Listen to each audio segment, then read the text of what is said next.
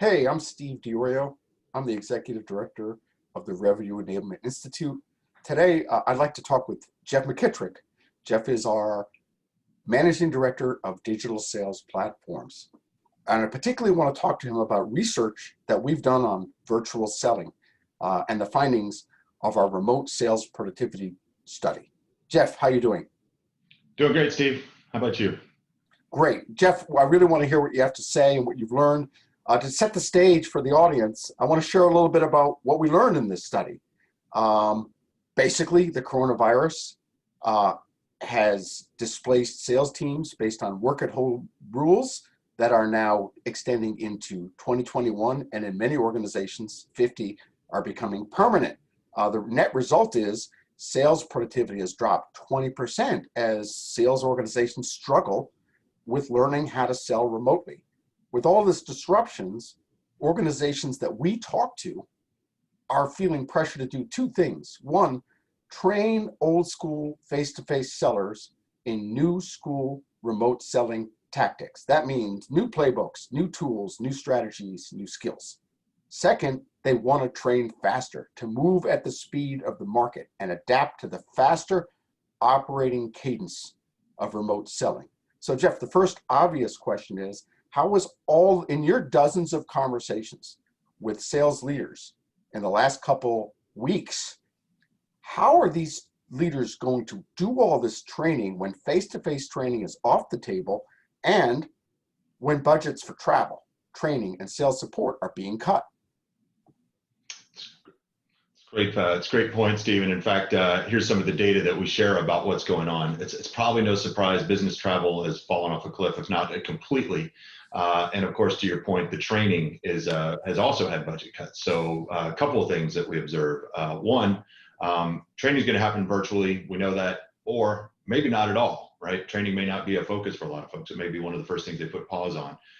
It's going to have to leverage technology. And by technology, we're going to talk in a bit about it's more than just Zoom, Teams, WebEx as to how you're going to deliver, but you've got to completely rethink how you're going to deliver and reinforce that training.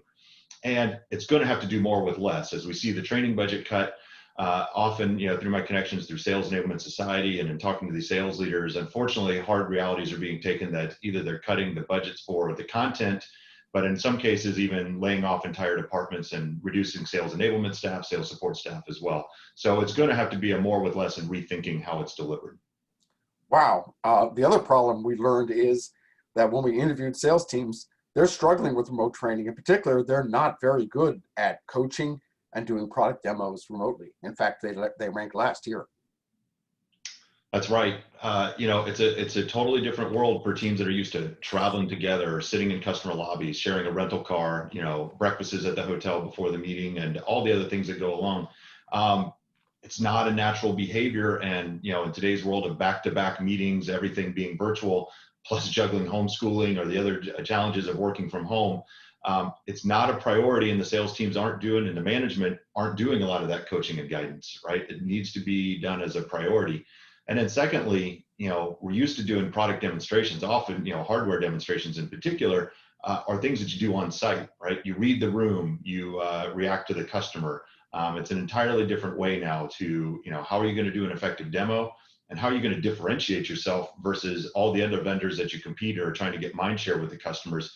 You have to have a killer demo, something a little more tailored that really grabs the attention of somebody who, that you're trying to sell to that, oh, by the way, is also sitting at home and has all the distractions and the back-to-back calls that you do as a sales team.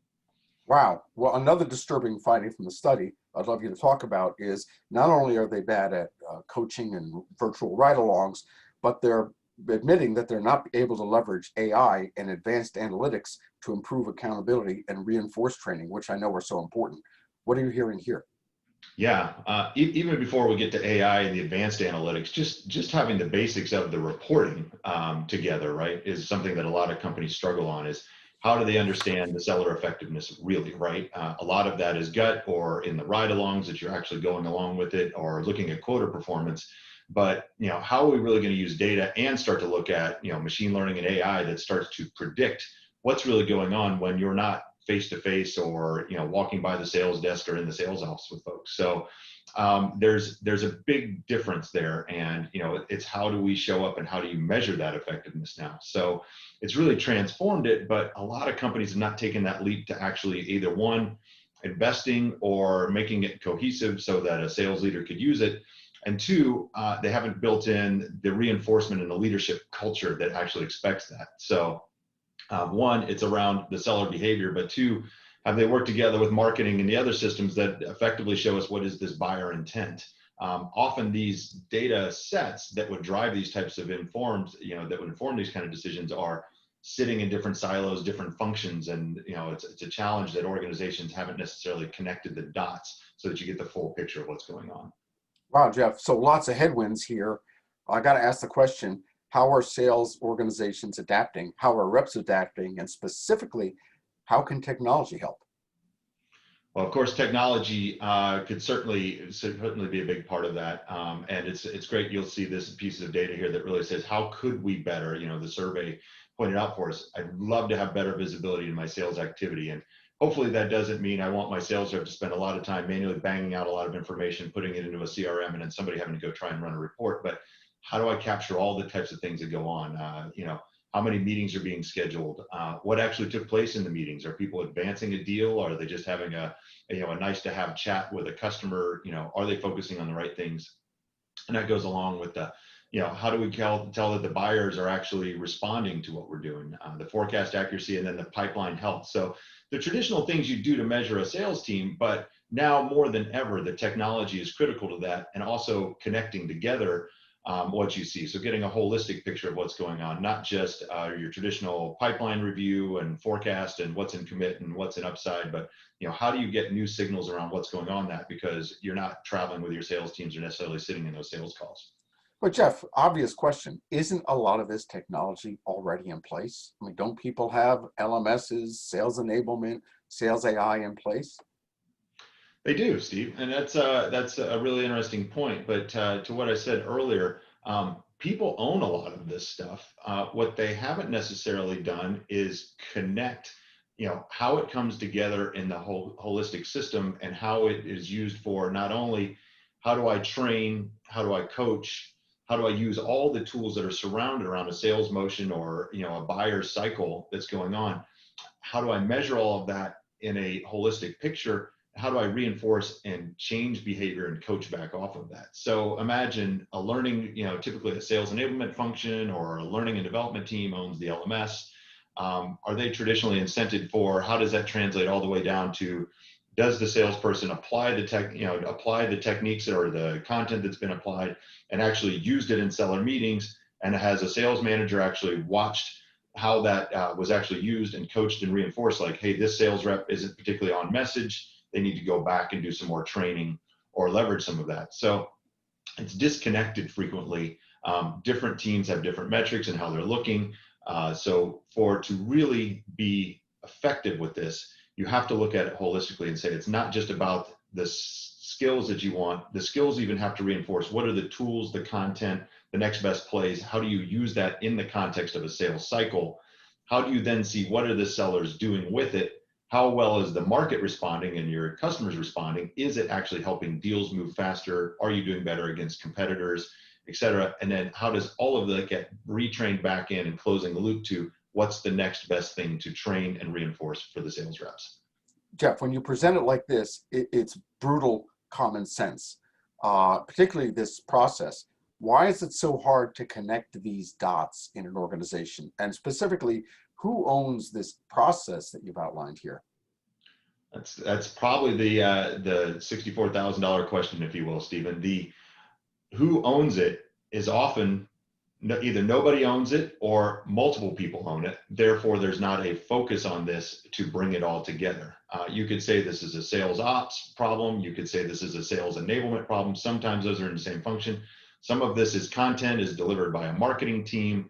There's a learning and development team, maybe aligned to the corporate.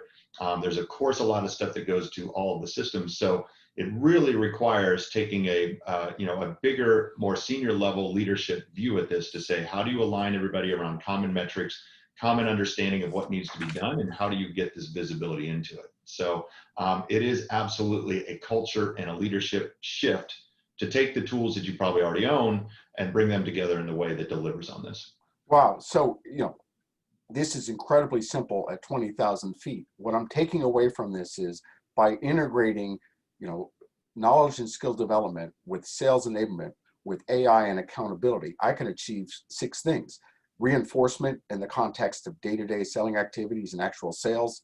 Accountability by using AI, as you point out, for evaluation and feedback, particularly in a virtual setting.